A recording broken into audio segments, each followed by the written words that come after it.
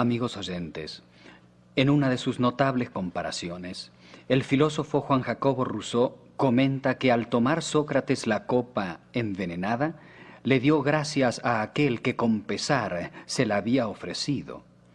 En cambio Jesús, entre suplicios horribles, oró por sus feroces verdugos.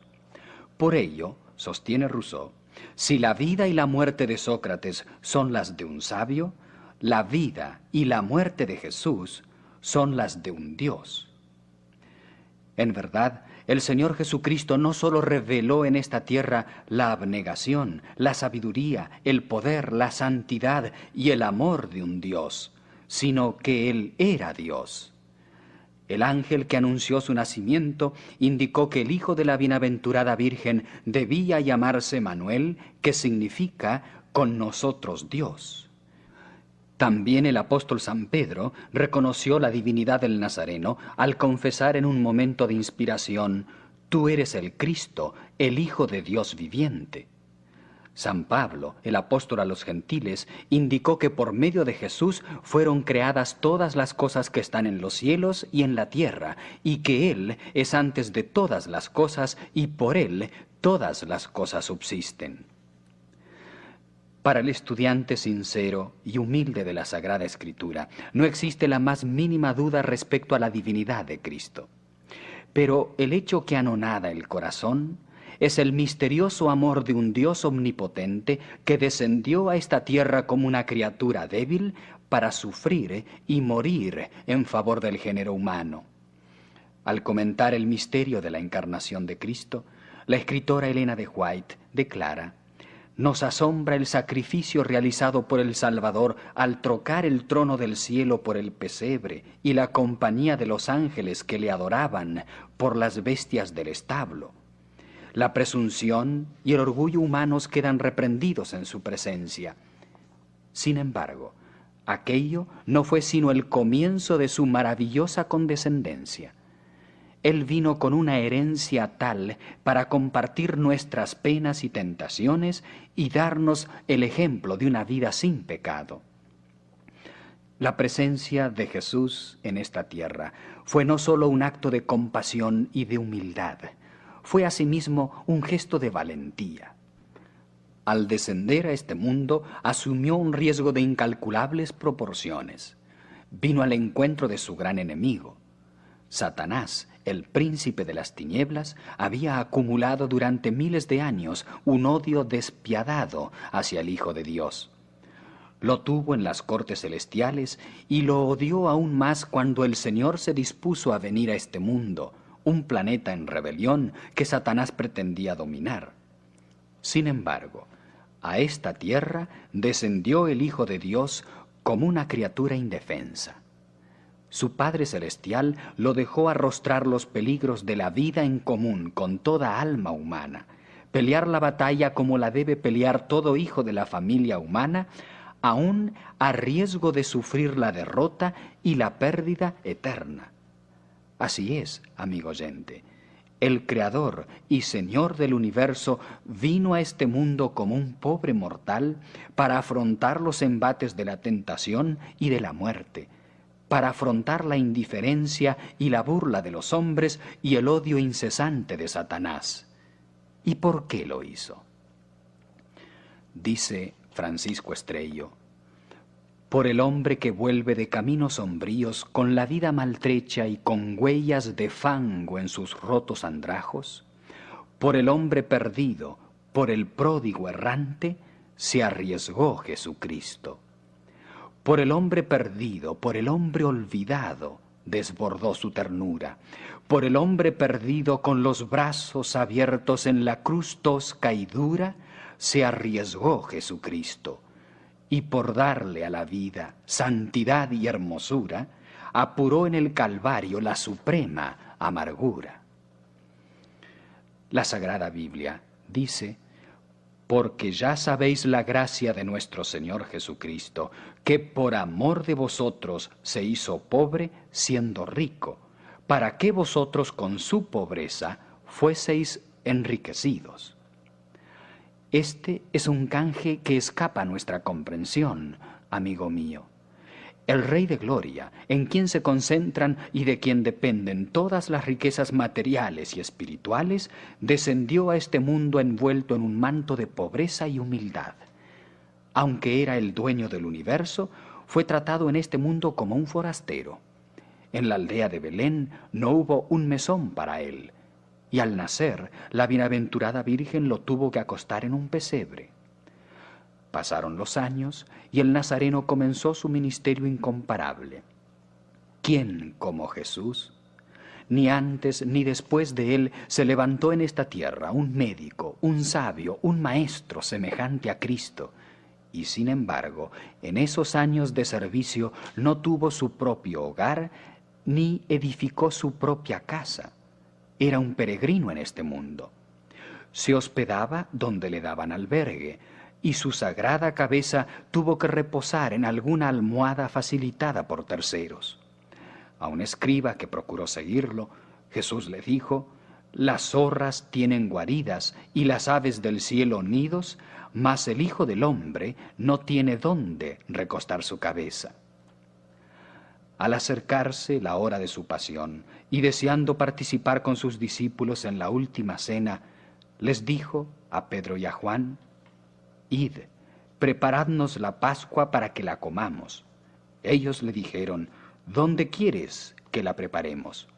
Y él les dijo: «He aquí, al entrar en la ciudad os saldrá al encuentro un hombre que lleva un cántaro de agua. Seguidle hasta la casa donde entrare y decidle al padre de familia de esa casa: el maestro te dice, ¿dónde está el aposento donde he de comer la Pascua con mis discípulos? Entonces él os mostrará un gran aposento alto ya dispuesto. Preparad allí». El dueño de todos los mundos no tenía un lugar propio para comer en esta tierra. Aunque era capaz de levantar una mesa en medio del desierto, sin embargo, para esa cena memorable dependió de la mesa y el cenáculo que un extraño tuvo a bien facilitarle. Nació en un pesebre ajeno, descansó en el lecho de otro, comió sobre una mesa que no era suya y también, en la hora del sufrimiento, sobrellevó los dolores y tristezas de los demás. Dice el profeta Isaías: «Ciertamente llevó él nuestras enfermedades y sufrió nuestros dolores». Así es, mi amigo oyente. Jesús fue traspasado por las penas de otros, por mi dolor y por el tuyo también. A la postre, el Señor fue crucificado sobre una cruz que había sido preparada para otra persona. Era la cruz de Barrabás, un condenado que merecía ser ajusticiado en ella por sus crímenes. Pero la multitud demandó la libertad de Barrabás, y cuando Pilato preguntó: «¿Qué pues haré de Jesús, llamado el Cristo?», todos le dijeron: «Sea crucificado». Jesús murió sobre una cruz ajena, pero esa cruz fue la suya también. La tomó como propia porque solamente con su sacrificio podía expiar los pecados de la humanidad. Dice una autora inspirada: «Cristo fue tratado como nosotros merecemos, a fin de que nosotros pudiésemos ser tratados como Él merece. Fue condenado por nuestros pecados, en los que no había participado, a fin de que nosotros pudiésemos ser justificados por su justicia, en la cual no habíamos participado. Sufrió la muerte nuestra, a fin de que pudiésemos recibir la vida suya». A Sir James Simpson, facultativo escocés que descubrió el uso del cloroformo como anestésico en el año 1847, se le pidió que mencionara el máximo descubrimiento que él había hecho. Para gran sorpresa del que formuló la pregunta, Simpson no citó el uso del anestésico. Declaró, en cambio: «El mayor descubrimiento que yo haya realizado alguna vez es que yo era un gran pecador y Jesucristo fue un maravilloso Salvador». En forma inspirada, el profeta Isaías enseña esta verdad al decir: «Mas él herido fue por nuestras rebeliones, molido por nuestros pecados». Él murió por nosotros, por ti, por mí, amigo oyente. Y con el apóstol Pablo cada uno debe decir que Cristo Jesús vino al mundo a salvar a los pecadores, de los cuales yo soy el primero. ¿Has aceptado que Jesús murió en tu lugar? El Salvador que fue crucificado en una cruz ajena, fue sepultado luego en una tumba que no era suya, sino que pertenecía a José de Arimatea, uno de sus discípulos secretos. Sin embargo, no permaneció en esa tumba para siempre. Al tercer día resucitó de entre los muertos y desde entonces ese sepulcro permanece vacío. Un hombre muy ilustrado le dijo una vez a una criatura que creía en el Señor Jesucristo: «Mi pequeña niña, tú no sabes realmente en qué crees. Ha habido muchos Cristos a lo largo de la historia. ¿En cuál de ellos crees tú?» «Yo sé en cuál creo yo», contestó la niña. «Yo creo en el Cristo que se levantó de entre los muertos». Ese es el Cristo en el cual debe confiar todo cristiano sincero, en el triunfador sobre el pecado y sobre la muerte. Él es nuestra victoria y esperanza. En su cabeza que fuera coronada de espinas, hoy se apoya una corona de gloria que Él está dispuesto a compartir con todos aquellos que le acepten como su Salvador. Él ha vencido al terrible enemigo y esa victoria es la garantía de que nosotros también podemos ser vencedores, porque de tal manera amó Dios al mundo que ha dado a su Hijo unigénito para que todo aquel que en Él cree no se pierda, mas tenga vida eterna. Es nuestro privilegio y deber aceptar la victoria de Jesús. Eso significa aceptar al Cristo del Calvario. Nos compromete a bajar del falso pedestal de nuestro orgullo y egoísmo para rendirnos humildemente al pie de la cruz. Es allí donde debemos confesar nuestros pecados e implorar el perdón divino. La victoria que Cristo aseguró en nuestro favor será nuestra únicamente cuando le entreguemos nuestro corazón para que Él nos dé una nueva vida. Solo así podremos decir con el apóstol Pablo: «Con Cristo estoy juntamente crucificado, y ya no vivo yo, mas vive Cristo en mí. Y lo que ahora vivo en la carne, lo vivo en la fe del Hijo de Dios, el cual me amó y se entregó a sí mismo por mí». Amigo mío, Jesús quiere darnos también a nosotros una corona de victoria, pero solo el que se humilla será ensalzado. En esta hora, el Hijo de Dios, que dejó la gloria de su trono para morir por nosotros en la cruz, es el que por medio de su Espíritu nos dice: «He aquí, yo estoy a la puerta y llamo. Si alguno oye mi voz y abre la puerta, entraré a él y cenaré con él y él conmigo». Y agrega: «Al que venciere, le daré que se siente conmigo en mi trono, así como yo he vencido y me he sentado con mi Padre en su trono». Que impulsados por el amor y la gratitud, hoy abramos de par en par las puertas de nuestro ser al Señor Jesucristo. Y de esa manera sentiremos ya el sabor de la victoria sobre el dolor y la muerte y el pecado.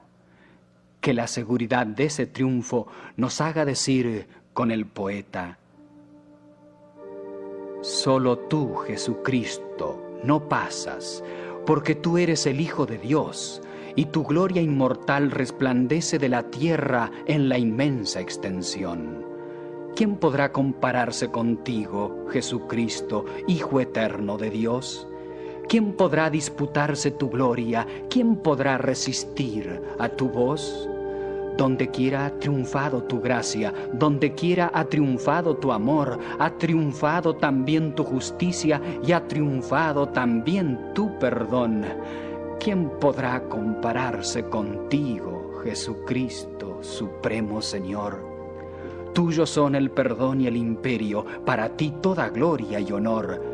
Si pasaran el cielo y la tierra como pasa el heno y la flor, imposible será que tú pases, Jesucristo, Hijo eterno de Dios.